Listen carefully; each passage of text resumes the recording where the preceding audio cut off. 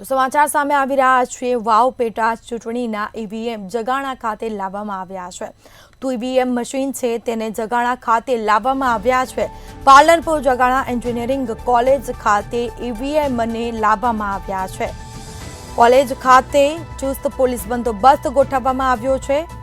CCTV કેમેરાથી બાજ નજર વચ્ચે ઈવીએમ મશીન રાખવામાં આવ્યા। સીસીટીવી નજર રાખવામાં આવી રહી છે। ઈવીએમ મશીન રાખવામાં આવ્યા છે। વાવની પેટા ચૂંટણીમાં 74% જેટલું મતદાન થયું। 3 ઉમેદવારો ભાવિ હાલ ઈવીએમ મશીનમાં સીલ છે। તો સીસીટીવીથી બાજ નજર રાખવામાં આવી રહી છે। 23 નવેમ્બરના રોજ મત ગણતરી છે તે હાથ ધરાવવાની છે। પોલીસના બંદોબસ્ત વચ્ચે ઈવીએમ મશીન રાખવામાં આવ્યા છે।